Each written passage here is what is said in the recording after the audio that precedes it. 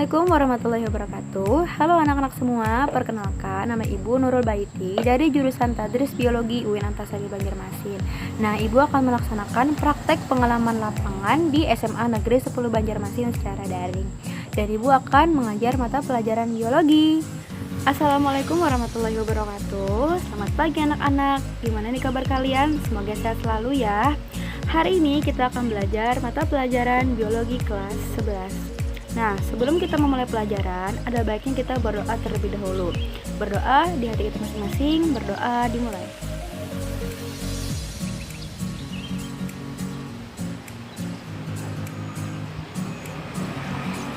Berdoa selesai. Nah, jangan lupa bagi anak-anak ibu semuanya untuk mengisi daftar kehadiran via grup WhatsApp ya. Setelah video ini berakhir, nanti akan ibu cek. Sebelum kita lanjut ke pembelajaran, ibu mau bertanya terlebih dahulu. Pernahkah kalian perhatikan dinding sebuah rumah? Apakah kalian tahu dinding tersebut terbuat dari apa? Betul sekali, batu bata. Jadi, dinding sebuah rumah terbuat atau tersusun dari batu bata yang jumlahnya puluhan bahkan ratusan. Begitu pula dengan tubuh kita yang tersusun dari unit-unit terkecil yang disebut dengan sel. Sel-sel yang terdapat di dalam tubuh makhluk hidup tidak dapat dilihat dengan mata telanjang, melainkan dengan sebuah alat, contohnya mikroskop. Di dalam sel tersendiri juga terdapat aktivitas yang sangat kompleks. Semua makhluk hidup, contohnya seperti bakteri yang ukurannya sangat kecil, sampai hewan gajah yang ukurannya sangat besar tersusun atas sel-sel. Sel-sel dari setiap makhluk hidup memiliki struktur dan fungsi yang sama. Jadi, hari ini kita akan membahas tentang sel. Dan Ibu akan menyampaikan tujuan pembelajaran untuk hari ini. Yang pertama, siswa mampu memahami struktur dan fungsi sel. Yang kedua, siswa mampu menjelaskan organel-organel yang terdapat pada sel. Yang ketiga, siswa mampu membedakan struktur sel hewan dan juga sel tumbuhan. Pembahasan kita yang pertama mengenai pengertian sel. Sel berasal dari bahasa Yunani, yakni cellula, yang berarti ruangan kecil. Pada tahun 1665, seorang ilmuwan Inggris yang bernama Robert Hooke meneliti sayatan gabus di bawah mikroskop. Dan Robert Hooke melihat sayatan gabus tersebut terdiri atas ruangan-ruangan kecil. Dan Hooke memberi nama ruangan kecil tersebut dengan nama sel. Dari tahun 1665, Robert Hooke mengamati sel. Hingga pertengahan abad 20, ilmuwan biologi hanya memiliki mikroskop cahaya untuk mengamati sel.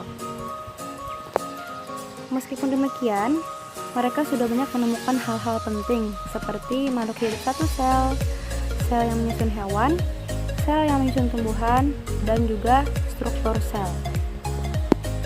Hasil yang mereka dapatkan dari penelitian terdahulu menghasilkan sebuah teori yang disebut dengan teori sel sebagai berikut.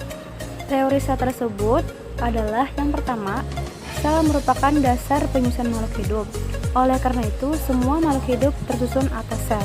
Yang kedua, sel merupakan dasar fungsional dari makhluk hidup. Yang ketiga, sel berasal dari sel melalui pembelahan sel. Pembahasan yang kedua yakni tentang struktur sel. Sel tersusun dari bagian-bagian sel yang memiliki struktur dan fungsi yang berbeda. Lalu, apa sajakah bagian-bagian sel tersebut? Dan apa saja fungsi dari setiap bagian sel tersebut? Dan Ibu sudah membuat contoh dari sel. Yang pertama ini adalah sel hewan. Jadi bentuknya seperti ini. Dan ini adalah organel-organel selnya. Bagian yang pertama adalah membran plasma. Jadi, satu sel seperti ini dibatasi oleh lapisan tipis yang disebut dengan membran sel atau plasmalema atau membran plasma. Jadi, Ibu sudah memberikan contoh sel hewan. Jadi, untuk membran sel itu adalah yang mengelilingi dari sel, satu sel. Nah, membran ini menjadi sangat penting karena membran inilah yang membatasi antara satu sel dengan lingkungan luarnya. Kemudian membran sel inilah yang menjaga agar aktivitas di dalam sel tetap berlangsung, dan juga membran inilah yang mengatur atau menyeleksi zat atau benda yang dapat masuk ke dalam sel. Nah, membran sel ini tersusun atas molekul-molekul protein, lapisan senyawa lemak atau fosfolipid, air, karbohidrat, dan juga sedikit kolesterol. Jadi ibu akan menampilkan sebuah gambar anatomi dari membran sel. Jadi membran sel tadi tersusun atas lapisan senyawa lemak, atau lebih tepatnya dua lapisan senyawa lemak, atau biasanya disebut dengan fosfolipid. Jadi ada bagian fosfo dan juga bagian lipid. Bagian fosfo atau bagian kepala itu disebut juga dengan fosfat, bersifat hidrofilik atau senang air dan berada di bagian luar membran sel. Sedangkan bagian lipid atau bagian ekor itu bersifat hidrofobik, itu tidak senang air dan berada di bagian dalam membran sel. Dan membran sel juga mengandung tersusun atas molekul-molekul protein yang mana terbagi menjadi dua, yaitu protein integral dan protein perifer. Jadi protein integral itu terletak menembus lapisan lipid, sedangkan protein perifer itu hanya menempel di bagian permukaan fosfolipid. Nah, jadi molekul-molekul protein tadi berperan dalam pengenalan dan pemindahan zat yang dibutuhkan dari lingkungan ke dalam sel. Dengan struktur yang demikian kompleks, membran sel memiliki tiga fungsi. Yang pertama, membentuk suatu batasan yang fleksibel atau tidak mudah robek antara isi sel dan luar sel. Yang kedua adalah melindungi dan membungkus sel, dan yang ketiga adalah menyeleksi zat apa saja yang boleh masuk dan apa saja yang keluar dari sel atau bersifat selektif permeabel. Bagian kedua yaitu sitoplasma. Jadi sel memiliki cairan yang berada di antara membran sel dan organel sel yang dinamakan dengan sitoplasma. Sitoplasma adalah cairan koloid kompleks, tempat beradanya organel-organel sel dan substansi sel yang tidak hidup. Dan di dalam sitoplasma terjadi proses metabolisme sel seperti sintesis protein dan juga respirasi sel. Dan juga di dalam sel terdapat organel-organel sel seperti mitokondria, lisosom, sentriol, badan Golgi, retikulum endoplasma, dan juga inti sel. Bagian yang ketiga yaitu organel sel. Jadi organel sel adalah komponen sel yang memiliki struktur dan fungsi yang berbeda-beda. Dan juga fungsi organel sel ini memiliki sifat yang spesifik untuk menunjang aktivitas sel. Organel sel yang pertama yaitu nukleus atau inti sel. Seperti ini. Atau di sel tumbuhan juga memiliki inti sel. Jadi, nukleus adalah struktur yang berbentuk bulat dan biasanya terletak pada bagian tengah pada sel.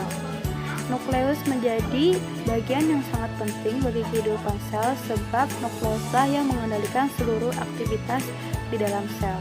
Jadi, nukleus atau inti sel itu dibatasi oleh dua lapisan membran yang disebut dengan membran inti. Nah, membran inti ini memiliki struktur yang mirip dengan membran sel yang membungkus dan melindungi sel. Dan juga pada membran inti sel ini terdapat pori-pori yang bisa dilalui oleh substansi-substansi tertentu saja. Dan juga membran inti pada nukleus berfungsi sebagai pelindung bagi inti sel sendiri dan juga sebagai tempat pertukaran zat antara materi inti dan juga sitoplasma. Dan pada inti sel juga terdapat tiga bagian. Yang pertama, cairan inti sel atau nukleoplasma. Yang kedua, anak inti atau nukleolus, dan yang ketiga adalah kromatin. Bagian yang pertama yaitu cairan inti atau nukleoplasma. Kalau cairan pada sel itu disebut dengan sitoplasma, sedangkan cairan pada inti sel disebut dengan nukleoplasma. Nah, cairan pada inti sel ini berbentuk kental seperti jeli, dan cairan inti mengandung senyawa kimia yang sangat kompleks. Cairan inti juga mengandung enzim, ion, protein, dan nukleotida. Bagian yang kedua yaitu anak inti atau nukleolus. Nah, nukleolus ini adalah struktur yang berbentuk bulat dan tersusun atas filamen-filamen atau butiran-butiran.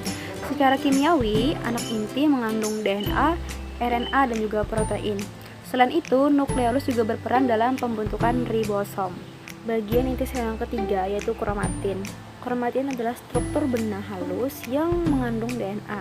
Nah, DNA sendiri adalah bahan atau substansi genetik dari suatu organisme. Selanjutnya, organel sel yang kedua yaitu mitokondria.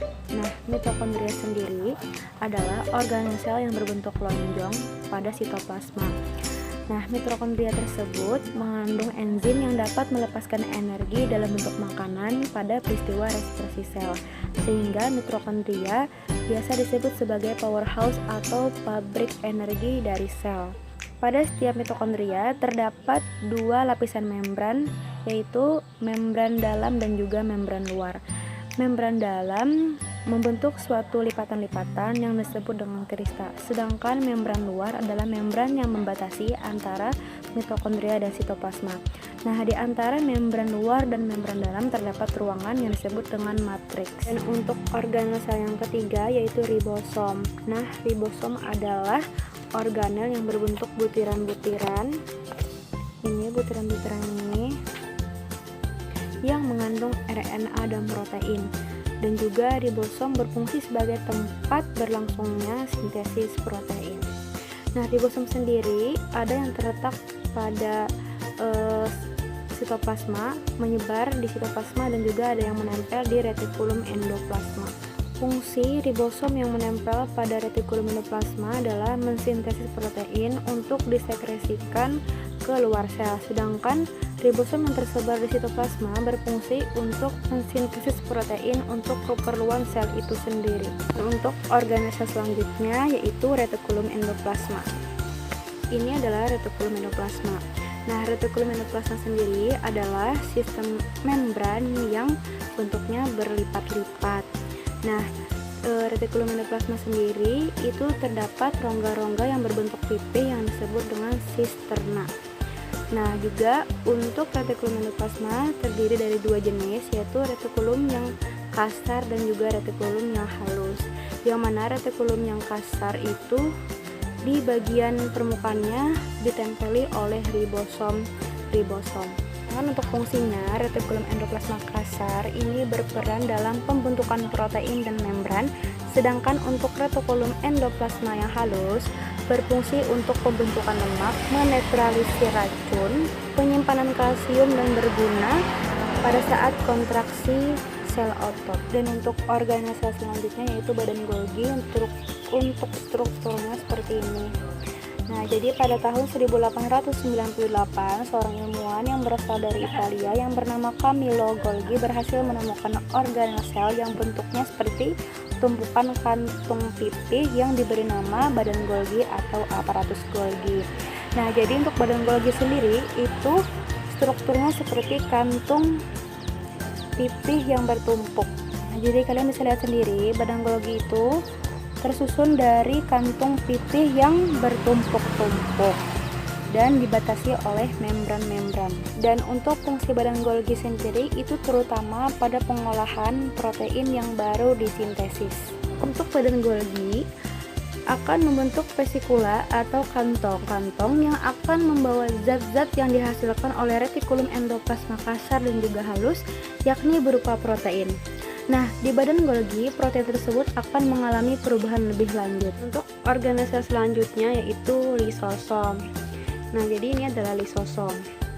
Ini akan berhubungan dengan vesikula badan Golgi yang berisi protein. Nah, jadi vesikula atau kantong badan Golgi tadi yang berisi protein itu akan membentuk lisosom. Nah, jadi lisosom ini adalah organel sel yang berbentuk oval atau bulat yang memiliki satu lapisan membran. Jadi lisosom ini mengandung enzim yang dapat mencerna polisakarida, fosfolipid, lipid, dan juga protein. Kemudian lisosom juga berfungsi untuk mencernakan dan menguraikan organel sel yang telah rusak dan sudah tua. Selain itu, lisosom juga berperan dalam proses kematian sel atau autolisis. Untuk organel sel selanjutnya yaitu sentriol. Jadi untuk strukturnya seperti ini. Nah, jadi sentriol ini adalah dua organel sel yang berperan dalam pembelahan sel. Nah, satu organel sel sentriol ini tersusun atas 9 triplet mikrotubulus yang susunannya membentuk sebuah cincin. Sedangkan mikrotubulus sendiri adalah serabut yang berbentuk silindris yang berperan dalam pembelahan sel, pergerakan kromosom, dan juga pergerakan organel. Untuk organel selanjutnya yaitu dinding sel. Nah, dinding sel ini hanya terdapat pada sel tumbuhan. Fungsinya sebagai pelindung dan pemberi bentuk agar sel tumbuhan tetap stabil. Dan juga dinding sel ini terletak pada bagian luar membran sel. Jadi di bagian terluar ini adalah dinding sel, maka di sebelah dalam sini adalah membran sel. Kemudian untuk dinding sel sendiri itu tersusun dari selulasa dalam jumlah yang besar, terus juga lignin dan juga suberin. Untuk organel sel selanjutnya yaitu vakuola yang hanya terdapat pada tumbuhan. Nah, vakuola yang besar ini terdapat air yang di dalamnya terlarut mineral, gula, asam-asam organik dan bahan lainnya. Nah, untuk organel yang selanjutnya adalah mikrobodi. Nah, mikrobodi ini strukturnya hampir mirip dengan organel lisosom. Contoh dari organel mikrobodi adalah peroksisom, yang mana peroksisom ini banyak mengandung enzim katalase. Nah, enzim katalase ini berfungsi untuk menguraikan senyawa beracun peroksida H2O2. Nah, hasil dari penguraian peroksida menghasilkan H2 atau air dan O2 atau oksigen. Nah, peroksisom ini pada tubuh hewan banyak terdapat pada organ hati dan ginjal, sedangkan peroksisom pada tumbuhan dinamakan dengan glioksisom. Nah, glioksisom ini berfungsi untuk mengoksidasi asam lemak. Nah, organel glioksisom ini terdapat pada jaringan lemak pada biji yang sedang berkecambah. Untuk organel sel yang terakhir yaitu plastida. Nah, jadi plastida ini adalah organel sel yang khas pada tumbuhan, yakni hanya ada pada tumbuhan saja. Nah, plastida ini dilapisi oleh dua lapis membran. Plastida ini terbagi menjadi 3 macam. Yang pertama ada kloroplas, kromoplas, dan yang terakhir ada leukoplas. Nah, ketiga macam plastida tersebut itu dibedakan berdasarkan pigmen yang dikandungnya. Yang pertama yaitu kloroplas. Kloroplas sendiri banyak mengandung pigmen-pigmen fotosintesis, diantaranya klorofil atau zat hijau daun dan karotenoid zat warna kuning atau oranye. Nah, pigmen tersebut berperan penting dalam proses fotosintesis, yaitu berperan dalam penangkapan gelombang cahaya. Kedua yaitu kromoplas. Kromoplas itu adalah plastida yang mengandung pigmen warna selain warna hijau, contohnya seperti warna kuning, warna oranye, warna merah, atau coklat. Nah, diperkirakan kromoplas ini banyak terdapat pada bunga guna menarik serangga untuk menyerbukinya. Dan yang terakhir yaitu jenis plastida yaitu leukoplas. Nah, leukoplas ini tidak mengandung zat warna, jadi berbeda dengan dua tipe plastida yang sebelumnya. Nah, jadi leukoplas tidak menyimpan pigmen, melainkan menyimpan bahan-bahan cadangan makanan, umumnya pati atau karbohidrat dan juga minyak. Nah, leukoplas sendiri itu banyak ditemukan pada bagian tumbuhan yang tidak terkena cahaya, misalnya akar dan umbi. Untuk pembahasan kita mengenai struktur dan fungsi sel sudah berakhir, dan Ibu akan menyimpulkan pembahasan kita dari awal. Nah, mengenai pengertian sel, sel merupakan unit struktural dan fungsional paling dasar dari makhluk hidup. Untuk struktur sel itu terbagi menjadi 2, ada membran dan juga sitoplasma. Nah, di sitoplasma terdapat organel-organel sel seperti mitokondria, inti sel, retikulum endoplasma, badan Golgi, sentriol, kloroplas atau plastida, vakuola, dan juga lain-lain. Sebelum kita mengakhiri pelajaran, Ibu akan memberi tugas, jangan lupa dikerjakan di buku latihan. Nah, di sini kan Ibu ada gambar sel hewan dan juga gambar sel tumbuhan. Nah, silakan kalian kelompokkan organel yang terdapat pada sel hewan dan organel apa yang terdapat pada sel tumbuhan, dan juga jangan lupa untuk menuliskan fungsinya. Nah, jadi itu saja untuk tugasnya. Kemudian untuk pesan-pesan dari Ibu, jangan lupa belajar di rumah, jaga terus kesehatan, dan tetap di rumah aja. Sekian pembelajaran kita hari ini. Ibu mohon maaf apabila terjadi kesalahan dalam penyampaian materi atau yang lainnya. Wabillahi taufiq wal hidayah. Wassalamualaikum warahmatullahi wabarakatuh.